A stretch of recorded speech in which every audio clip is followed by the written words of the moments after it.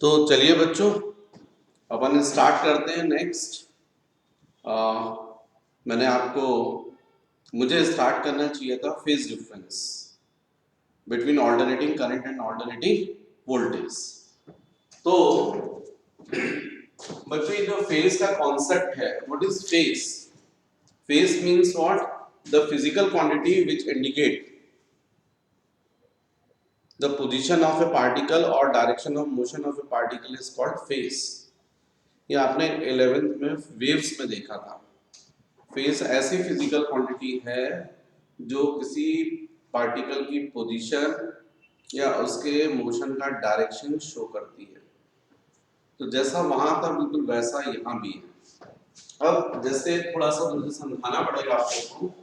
जैसे ये circular path, इस पर यहाँ पर कोई बॉडी है और मान लीजिए रिवॉल्यूशन स्टार्ट कर रही है, ये पोजीशन ए। और जब यही बॉडी यहाँ पर आती है अपोजिट पोजीशन पर, तो आप क्या बोलेंगे? Opposite phase. क्यों बोलेंगे अपोजिट फेज? क्योंकि जब बॉडी सर्कुलर पाथ पर रिवॉल्व करती है तो उसकी वेलोसिटी का डायरेक्शन हमेशा ऐसा होता है, टेंजेंशियल। तो यहाँ पर आगे तो देखो पोजीशन भी अपोजिट है और वेलोसिटी का डायरेक्शन भी अपोजिट है। तो इस कंडीशन में हम बोलेंगे इनको अपोजिट फेज में। अब जब यही बॉडी यहाँ पर आ गई वापस ए पर, तो आप क्या बोलेंगे? Same phase. सेम फेज क्योंकि सेम पोजीशन में पहुंच गई है। तो जब बच्चों बॉडी यहाँ थी और जब यहाँ पर आ गई तो एक्चुअली में एंगल कितना बना? 180 डिग्री। इसको अपन बोल सकते हैं पाई फेज डिफरेंस। और जब यही बॉडी पूरा रिवॉल्यूशन कंप्लीट करके यहाँ पहुंच गई तो ये पूरा एंगल कितना हो गया? 360 डिग्री। इसको हम बोल सकते हैं 2 पाई, मतलब सेम फेज। तो जैसा यहाँ बताया मैंने बिल्कुल वैसा ही वेव्स में भी होता है। यदि आप देखें तो यहाँ पर ये पोजीशन क्रेस्ट की होती है, फिर ये क्या होती है? ट्रफ की होती है, फिर यहाँ पर ट्रांसवर्स व्यू में बात कर रहा हूँ, ये क्रेस्ट की। तो वेव जब अपन ऐसा मूव करती है तो अपन को मान लो वेवलेंथ क्या बोलते हैं अपन? Distance between two successive crest और distance between two successive trough is called wavelength. तो नो डाउट ये वेवलेंथ हो गई, कंप्लीट वेव। अब यहाँ पर पार्टिकल्स का क्या हो रहा है? ऑसिलेशन हो रहा है अपनी मीन पोजीशंस के अबाउट, अप एंड डाउन। ये वाला पार्टिकल अपने मैक्सिमम पॉजिटिव डिस्प्लेसमेंट में, ये मैक्सिमम नेगेटिव डिस्प्लेसमेंट। तो इनको अपन बोलेंगे अपोजिट फेज। अब इन दोनों के बीच का फेज डिफरेंस कितना बोल सकते हैं? पाई, 180 डिग्री था ना यहाँ पर, वैसे पाई। अब यही यहाँ पर जब पहुंची तो फिर क्या बोलोगे? इस क्रेस्ट और क्रेस्ट के लिए क्या बोलोगे? Same position. तो क्या बोलोगे आप? Same phase. तो फेज डिफरेंस कितना हो गया? 360 डिग्री। जैसे बोला था यहाँ बोलेंगे 2 पाई। तो इनके और इनके बीच का फेज डिफरेंस 2 पाई, इसके और इसके बीच का पाई। इस तरीके से चलता है। अभी यहाँ पर मान लीजिए ट्रफ होता है। अब यदि मैं क्वेश्चन करते हैं ये ट्रफ और ट्रफ, तो आपको क्लियर दिख रहा है दोनों सेम फेज में, तो इनका फेज डिफरेंस क्या होना चाहिए? 2 पाई। इसके इसका बीच का क्या होना चाहिए? पाई। तो ये कॉन्सेप्ट होता है एक्चुअली में फेज का और फेज डिफरेंस का। जैसा मैंने यहाँ पर बताया बिल्कुल वैसा ही एक्चुअली में ऑल्टरनेटिंग करंट और ऑल्टरनेटिंग वोल्टेज में होता है। इसमें क्या होता है? कुछ ऐसे सर्किट्स हैं जिनमें वोल्टेज और करंट दोनों साइमल्टेनियसली स्टार्ट होते हैं, दोनों एक साथ अपनी पीक वैल्यू अटेन करते हैं, फिर दोनों एक साथ जो है अपनी मैक्सिमम नेगेटिव वैल्यू अटेन करते हैं। तो जब ऐसी सिचुएशन होती है बच्चों, तो जैसे अपन का मानो यहाँ पर कुछ सर्किट में क्या होता है? इस तरीके से। अच्छा, एक चीज तो मैं समझा ही चुका हूँ आप लोगों को कि हमेशा अपर ग्राफ, वोल्टेज टाइम ग्राफ में और करंट टाइम ग्राफ यदि अपन स्केच करते हैं तो जो अपर ग्राफ होता है वो वोल्टेज टाइम ग्राफ और लोअर ग्राफ जो होता है वो वोल्टेज करंट टाइम ग्राफ होता है। क्योंकि मैंने आपको समझाया था कि जो वोल्टेज है, ऑल्टरनेटिंग वोल्टेज, उसकी पीक वैल्यू जो होती है वो होती है n into B into A into omega. और आपको मालूम है करंट की पीक वैल्यू जो होती है वो कितनी होती है? n into B into A into omega divided by R. क्योंकि I is equal to E by R होता है ना। ईएमएफ के मैक्सिमम वैल्यू को यदि आप रेजिस्टेंस से डिवाइड करेंगे तब करंट आएगा, तो नो डाउट करंट हमेशा ईएमएफ से कम रहेगा मैग्नीट्यूड पॉइंट ऑफ व्यू से। इसलिए अपन को मालूम है ग्राफ जो है वो ऐसे स्टार्ट होती है अपर ग्राफ और ये हो गया करंट टाइम ग्राफ। लेकिन कुछ सर्किट में ऐसा होता है, जिन सर्किट में ऐसा होता है उनमें हम फेज डिफरेंस जीरो बोलेंगे, क्योंकि ये जो आपको दिखा है ना वोल्टेज टाइम ग्राफ है और ये क्या हो गया करंट टाइम ग्राफ, हमेशा जो अपर ग्राफ है वो वोल्टेज टाइम ग्राफ और लोअर ग्राफ जो रहेगा वो current time graph. Current time graph हमेशा वोल्टेज टाइम ग्राफ के नीचे रहेगा। अब इसमें यदि मैं पूछूं आपसे फेज डिफरेंस कितना है तो आप बोलेंगे जीरो। क्यों?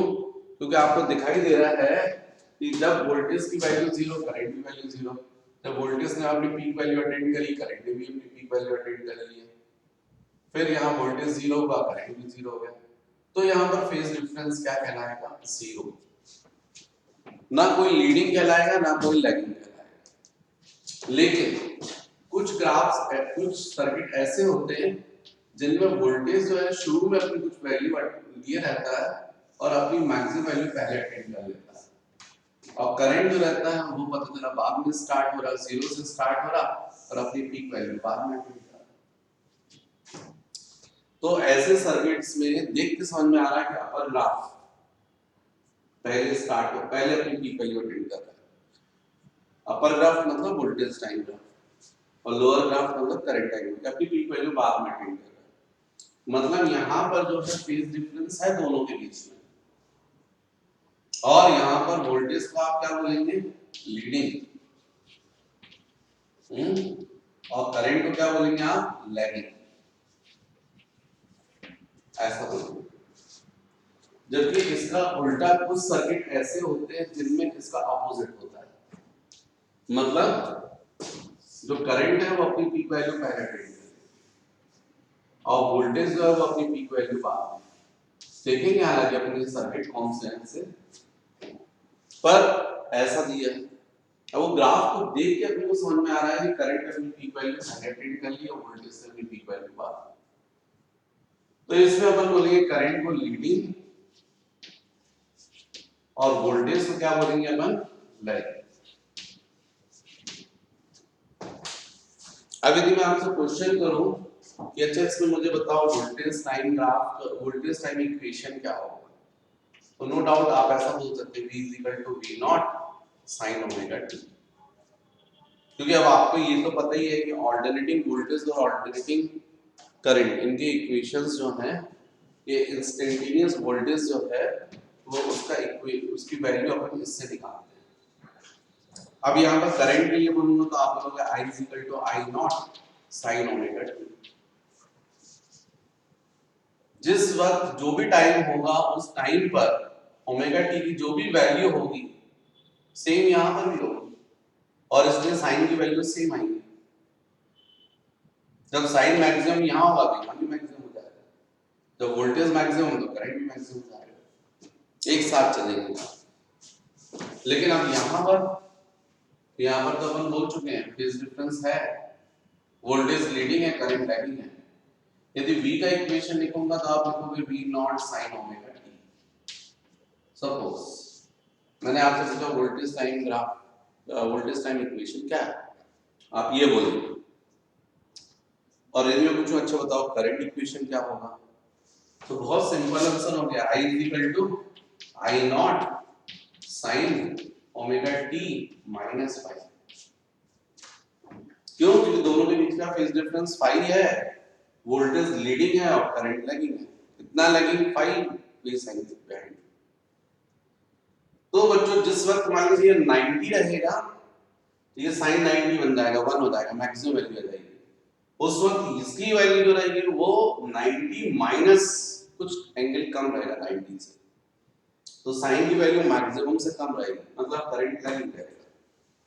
इसका उल्टा है कि आपने ऐसा बोल दिया V = V0 sin omega t + phi, तो फिर करंट का इक्वेशन ये रहेगा I = I0 sin omega t। क्यों? क्योंकि दोनों के बीच का फेज डिफरेंस कितना है? phi है। वोल्टेज लीडिंग है और करंट लैगिंग। ये अपनी वैल्यू 90 जल्द पहले अटेंड कर लेगा, उस वक्त इसकी वैल्यू जो रहेगी 90 से कम रहेगी। तो ये ऐसे इक्वेशंस बनेंगे। जबकि यही बात यदि यहाँ पर बोलूं तो यहाँ उल्टा हो जाएगा। V इक्वल टू आप V naught sine omega t बोलेंगे, तो करंट का इक्वेशन क्या बोलेंगे, I not sine omega t, leading है तो प्लस 5, करंट क्योंकि लीडिंग है, वोल्टेज लैगिंग है इसलिए। और यदि इसका उल्टा बोल दिया आपने, V इज इक्वल टू, मान लीजिए I का इक्वेशन बोल रहे हैं आप I not sine omega t, तो वोल्टेज इक्वेशन क्या बनेगा, V naught sine omega t minus 5, जो क्योंकि वोल्टेज लैगिंग है, 5 फेज डिफरेंस। तो ये आपको थोड़ा समझना है फेज डिफरेंस का कॉन्सेप्ट। अब नेक्स्ट जो मुझे बात आप लोगों से करनी चाहिए वो एसी के रेजिस्टेंस से रिलेटेड बात करनी चाहिए।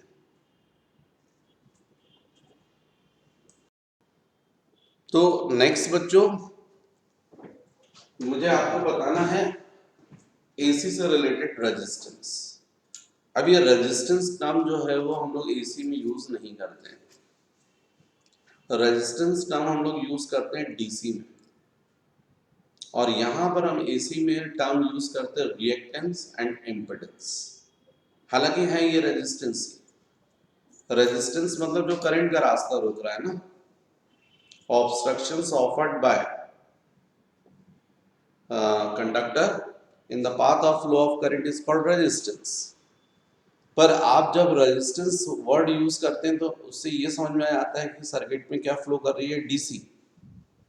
लेकिन आपने बोल दिया रिएक्टेंस या इम्पीडेंस, तो एकदम क्लियर हो गया कि सर्किट में क्या फ्लो कर रही है, एसी। अब जो रिएक्टेंस है वो कब आएगा और इम्पीडेंस कब बोलेंगे।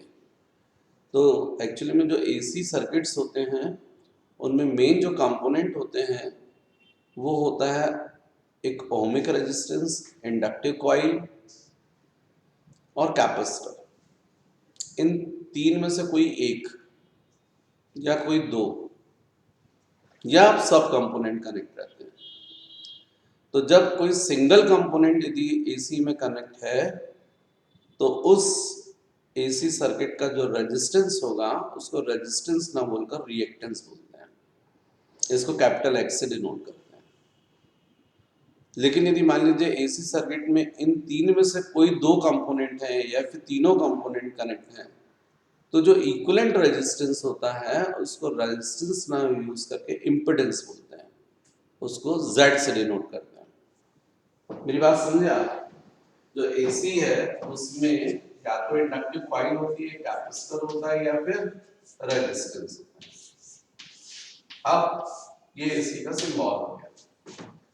इन तीन में से एल सी आर, इन तीन में से यदि केवल सिंगल कोई एक कनेक्ट है, केवल कॉइल या केवल कैपेसिटर या फिर रेजिस्टेंस,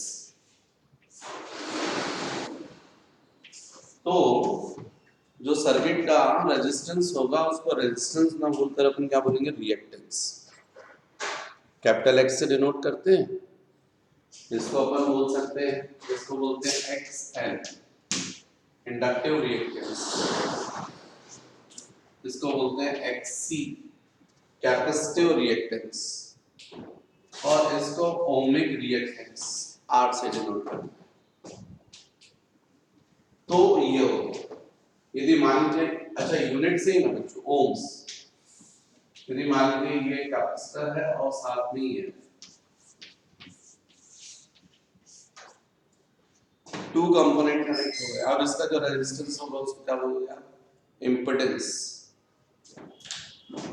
यहाँ L है और C, तो आप बोलोगे Z एंड C। इम्पीडेंस को अपन Z से डिनोट करते हैं, बिल्कुल सेम ऐसे बाकी चलेगा। यूनिट होती है ओम। अब नेक्स्ट हमको देखना चाहिए बच्चों different AC circuits. Different AC circuits जो है उनके ऊपर अपन को डिस्कशन स्टार्ट करना चाहिए। तो अपन सीक्वेंस में करते हैं। उसमें से फर्स्ट में बोल रहा हूं आर सर्किट। जरा आप समझे R circuit, R circuit when only ohmic resistance connected in AC circuit, then circuit is called R circuit। अब R circuit में यदि अपन बात करें बच्चों तो V is equal to अपन क्या बोलेंगे V naught sin omega t, और आपको पता है V is equal to I R, तो यहाँ पर आ जाएगा I R V naught sin omega t। R को क्रॉस मल्टीप्लाई करोगे तो डिवाइडेड बाय R। अभी V नॉट बाय R क्या होता है I नॉट, क्या हो जाएगा I नॉट। तो ये हो गया इक्वेशन 1 और ये हो गया 2। तो क्लियर दिख रहा है आपको, फेज डिफरेंस 0 दिख रहा है। तो R सर्किट की फेज डिफरेंस कितना हो जाएगा 0। जब वोल्टेज अपनी पीक वैल्यू अटेन करेगा तो करंट भी अपनी पीक वैल्यू, ना कोई लीडिंग है ना कोई लैगिंग है, इसलिए इस तरीके से ग्राफ स्केच होगा। यदि मैं आपसे बोलूंगा कि चलो मुझे इसमें R बताओ तो आप R इज इक्वल टू क्या बोल सकते हैं V अपॉन I या फिर V not upon I not, ohmic reactance हो गए। तो ये कुछ बातें मुझे आपको बतानी चाहिए थी। नेक्स्ट आते हैं बच्चों इसमें सेकंड। अच्छा एक और चीज है, इसमें वेक्टर डायग्राम भी ड्रॉ किया जाता है। तो करंट अपन हमेशा ऐसा हॉरिजॉन्टल लेते हैं, तो वोल्टेज जो रहेगा वो वेक्टर भी सेम डायरेक्शन में रहेगा, क्योंकि एक्चुअली में फेज डिफरेंस कितना है 0। फिर नेक्स्ट जैसे मैं बात करता हूं आपका C circuit. C circuit, C circuit का मतलब हो गया when only capacitor connected in AC circuit, capacitor, तो अपन उसको सी सर्किट बोलते हैं। अब सी सर्किट में बच्चों पूरा जब डिराइव किया जाता है, जो मैंने 12 के वीडियोस में डाला हुआ है, जो पोस्टर्स मैंने बनाए हुए हैं वो एक ग्रीन कलर का, डार्क ग्रीन, तो वो 12 के जो चैप्टर्स हैं, 12 की जो वीडियोस हैं, थ्योरी है और लॉन्ग क्वेश्चन उनके रहते हैं। जबकि आप लाइट ब्लू कलर के जो पोस्टर्स हैं वो आपके जनरली कॉम्पिटिटिव एग्जाम्स के लिए हैं 12th पर सिलेबस पर। और आप एक देखेंगे पोस्टर जो मैंने वीडियोस में डाले हुए हैं, एक कलरफुल है ऑरेंज कलर में कुछ, तो वो आपको 11th के जो सिलेबस है आपका, वो जैसे 11 की थ्योरी डिटेल्स में या न्यूमेरिकल्स उसकी होती है। और यदि आप देखेंगे उसके 11 के कॉम्पिटिटिव एग्जाम्स के लिए, ड्रॉपर्स के लिए, तो उसके लिए मैंने एक अलग कलर यूज़ किया है। तो आप जब भी कोई प्लेलिस्ट में वीडियोस देखते हैं तो उन पोस्टर्स को भी देख के, हालांकि टाइटल में भी लिखे ही रहता है, उधर पर आपको ये डिटेल मिलेगा। यहाँ तो मुझे डायरेक्ट बताना है। तो आर सर्किट में फेज डिफरेंस 0 होता है, लेकिन सी सर्किट में और एल सर्किट में फेज डिफरेंस 90 का होता है, दोनों में, सी में भी और एल में भी। लेकिन सी में खासियत ये रहती है करंट, सी सर्किट में करंट लीडिंग होता है और वोल्टेज जो होता है वो लैगिंग होता है। तो मैंने आपको ये तो समझाई दिया करंट को अपन को हॉरिजॉन्टल लेना है, और मैं बोल रहा हूँ करंट लीडिंग होगा, तो वोल्टेज के लिए आपको फिर ऐसा है वी सी, ये 90 बिहाइंड है। मतलब मेरी बात को आप समझे, तो यहाँ पर आई जो है वो क्या हो गया, लीडिंग हो गया, करंट लीडिंग हो गया, और वोल्टेज जो है वो लैगिंग हो गया। दोनों के बीच का फेज डिफरेंस 90 बाई 90 हो गया। अब यदि मैं आपसे पूछूं चलो वोल्टेज इक्वेशन बता दो, तो आप बोलोगे V is equal to V naught sine omega T. मैं बोलूंगा चलो अच्छा करंट का इक्वेशन बता दो, तो आप बोलोगे I is equal to I naught sin omega t plus pi by 2। तो इस तरीके से आप बता दोगे इक्वेशन। v का इक्वेशन आपने बोला v not sin omega t, तो i का क्या जाएगा i not sin omega t plus pi by 2 90। Actual में sin 90 प्लस थीटा क्या होता है, cos थीटा होता है। तो यदि आप चाहो तो इसको लिख सकते हैं i is equal to i naught cos omega t। तो ये वोल्टेज इक्वेशन हो गया, करंट इक्वेशन हो गया। अच्छा ये हो गया, तो फिर मैं यहाँ पर आपसे पूछूं कि बताओ रिएक्टेंस कितना होगा। तो रिएक्टेंस जो है आप एक्सी से डिनोट करोगे, ये आप बोलोगे v not v upon i या v नॉट अपॉन i, और इसको जब सॉल्व करते तो ओमेगा c।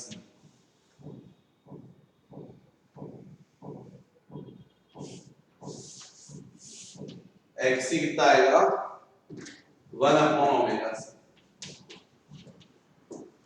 ओमेगा मतलब angular frequency, angular frequency omega मतलब 2 पाई f, f मतलब फ्रीक्वेंसी 50 साइकिल्स पर सेकंड जिसे बोलते हैं ना अपन। तो ओमेगा मतलब एंगुलर फ्रीक्वेंसी और f मतलब फ्रीक्वेंसी। तो ये हो गया बच्चों C circuit. Next L circuit. L circuit, तो एल सर्किट में जो है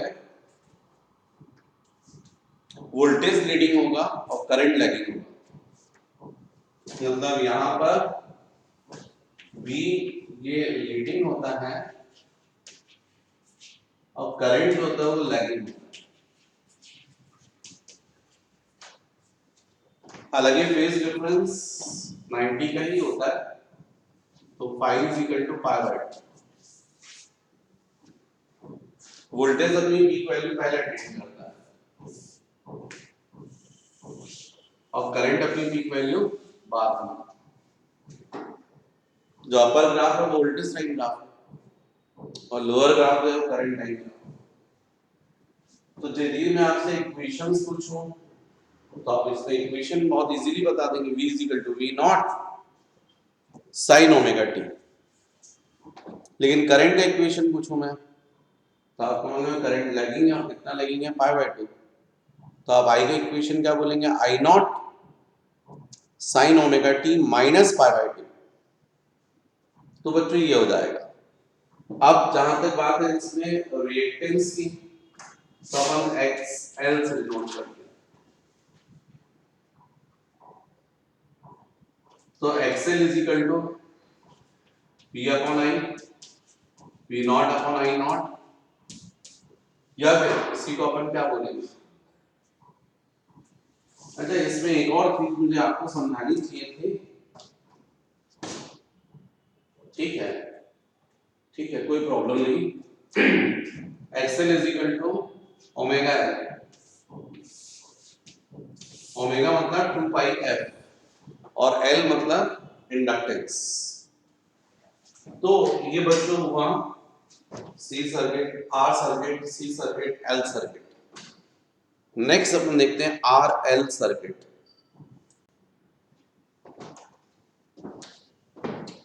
नेक्स्ट बच्चों अपन देखते हैं R L circuit. R L circuit, R L circuit यदि बोल रहे हैं मतलब when ohmic resistance and inductive coil are connected in AC circuit, then circuit is called RL circuit। अब बच्चों यहाँ पर ये हो गया R और L, इससे रिलेटेड चाहे न्यूमेरिकल करना हो चाहे थ्योरी पढ़ रहे हो, तरीका सेम है कि आपको सबसे पहले वेक्टर डायग्राम ही देखना चाहिए। तो ये हो गया आपका करंट, ये हो जाएगा आपका VR, और एल सर्किट के लिए मैंने क्या रीडिंग बताया था आपको, वोल्टेज, ये हो जाएगा VL। मतलब यहाँ पर दो वोल्टेज वर्क करेंगे, VR और ये VL। यदि डीसी जाती होती इसमें एसी नहीं होती, उसकी जगह पर बैटरी कनेक्ट होती है। और यदि आपसे पूछता नेट वोल्टेज कितना होगा, तो आप सीरीज में तो ऐड कर देते हो, तो आप बोल देते V R plus V L. लेकिन एसी में ऐसा नहीं होगा, एसी में net voltage V R plus V L नहीं होगा। तो क्या होगा, तो आपको वेक्टर डायग्राम से निकालना पड़ेगा और इसी पर पूरा सब आगे का डिपेंड है। तो वी आर और वी एल का नेट वोल्टेज भी आ जाएगा वी। फेज डिफरेंस किसके बीच में बताते हैं, net voltage and net current, है ना। तो ये हो जाएगा फेज डिफरेंस। मतलब वोल्टेज क्या डिसाइड हो गया, लीडिंग, और करंट क्या डिसाइड हो गया, लैगिंग। बिल्कुल आपको क्लियर दिख रहा है यहाँ पर, वोल्टेज अपनी पीक वैल्यू पहले अटेंड करेगा, करंट अपनी पीक वैल्यू बाद में। फेज डिफरेंस दोनों के बीच का मैं बता रहा हूँ फाइन। यदि मैं पूछूंगा आपसे ग्राफ कैसा हो, तो ग्राफ तुरंत बता दोगे आप कि अपर ग्राफ अपनी पीक वैल्यू पहले अटेंड करेगा और लोअर ग्राफ अपनी पीक वैल्यू बाद में। फिर मेरा क्वेश्चन है कि बताओ अच्छा फेज डिफरेंस फाई कितना है, तो आप क्या करोगे, वीएल का लाइक वेक्टर ड्रॉ कर दो, वीएल। अब फेज डिफरेंस निकाल दो tan फाई करके, tan phi perpendicular upon base, VL upon VR. I तो सेम हो गया ना, तो I into XL upon I into R, cancel. XL मतलब ओमेगा एल आर आर। तो आप चाहो तो फेज डिफरेंस इसकी हेल्प से बता सकते हो, इससे भी बता सकते हो, इससे भी बता सकते हो। तो यहां पर जाएगा phi tan inverse VL upon VR, क्योंकि कहां तक आप फॉर्मूले याद करोगे। तो ये जो कॉन्सेप्ट मैं सिखा रहा हूं, इसी कॉन्सेप्ट को ब्रेन में इमेजिन करके आपको क्वेश्चंस करने पड़ेंगे। इन दोनों को इक्वेट करते हो तो tan inverse XL upon R, और इसको करते तो tan inverse omega L upon R। अब वो डिपेंड करता है कि आपने यदि न्यूमेरिकल्स में या ऑब्जेक्टिव में पूछा है फेज डिफरेंस फाइंड करने को, तो क्या गिवन है। यदि उन्होंने मान लीजिए आपको इंडक्टिव वोल्टेज गिवन है और ओमिक वोल्टेज गिवन है, तो आप ये फॉर्मूला यूज कर रहे हैं।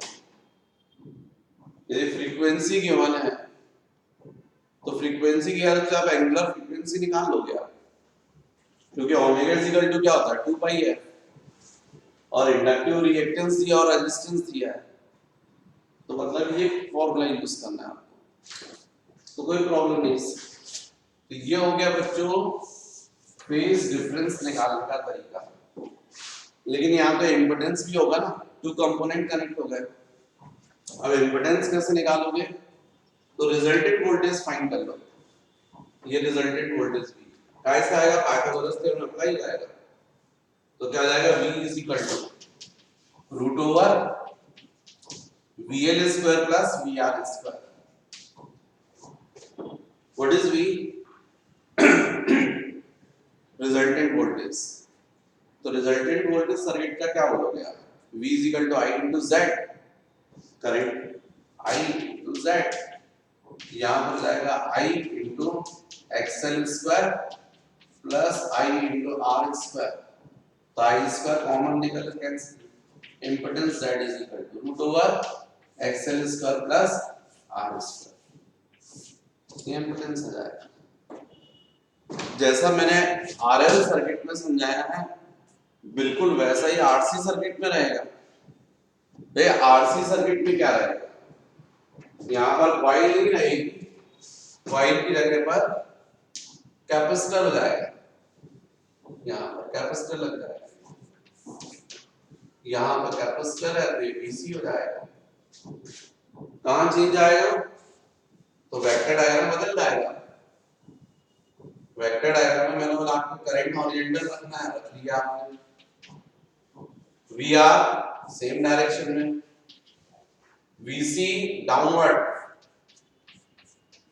क्यों डाउनवर्ड, क्योंकि सी सर्किट में करंट लीडिंग होता है, वोल्टेज लैगिंग। कितना लैगिंग? 90। मतलब दो वोल्टेज जो है यहाँ पर भी है, VR और VS, VC, ये रिजल्टेंट वोल्टेज हो गया, है ना। जब पढ़ रहे हो तो आप लोग यहाँ देखो तो आपको क्लियर ये रिजल्टेंट वोल्टेज हो गया। अब फेज डिफरेंस किसके बीच में होता है?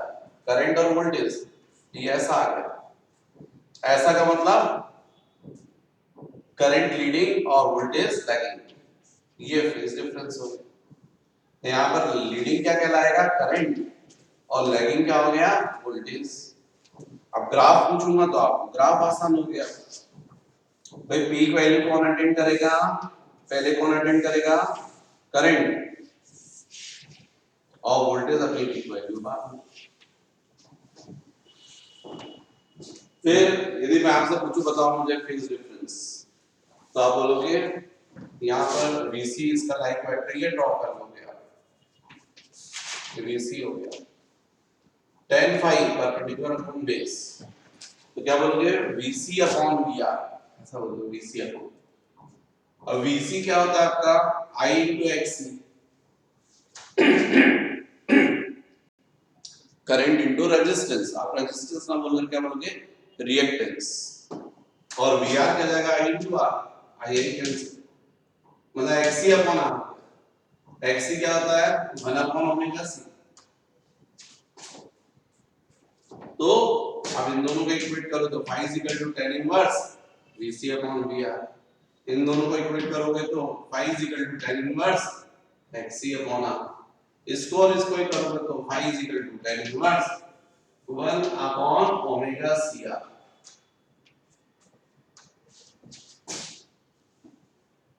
अब यदि इंपेडेंस निकालना है तो ये नेट वोल्टेज का सपोर्ट ले लो, V is equal to root over VC square plus VR square. देखो ना वेक्टर डायग्राम में नेट वोल्टेज पाइथागोरस थ्योरम ने लिखा, परपेंडिकुलर VC दिख रहा है, बेस VR और हाइपोटेन्यूज V, तो V is equal to root over VC square plus VR square. V क्या जाएगा? I into Z, कौन सा Z? RC सर्किट का इंपेडेंस, यह जाएगा root over I into XC square plus I into R square. तो ZRC is equal to क्या जाएगा? Root over XC square plus R square. ये हो गया आपका RC सर्किट। नेक्स्ट बच्चों यदि मुझे आपको बताना है, मैंने आपको RL सर्किट करवा दिया, RC करवा दिया, अब LC सर्किट देख सकते हैं।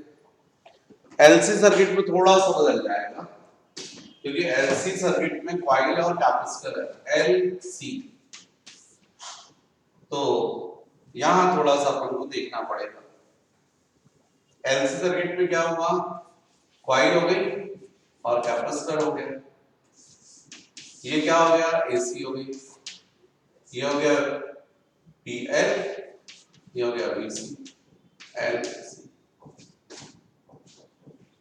Graph vector diagram current C circuit के लिए क्या बताया था? क्या लीडिंग होता है सी के लिए? करंट।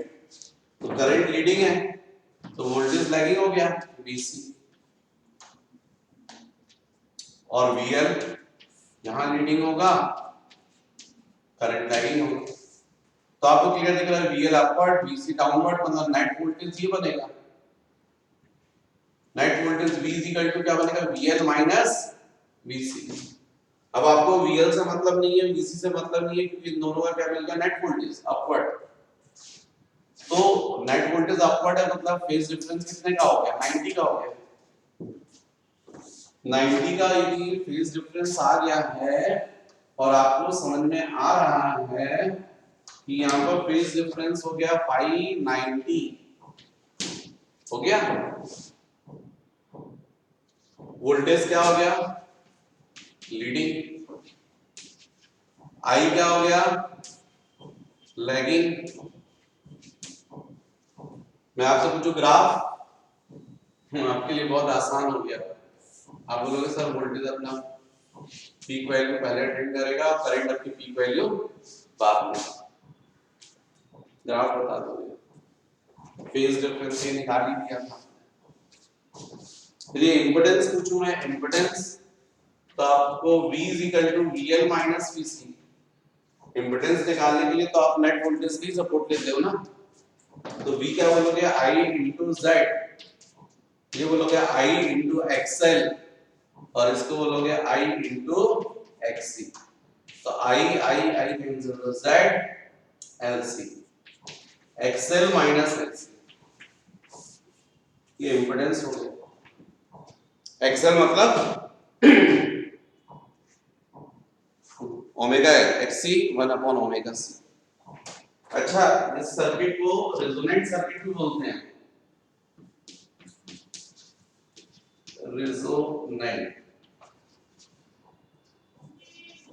रेजोनेंट सर्किट भी बोलते हैं।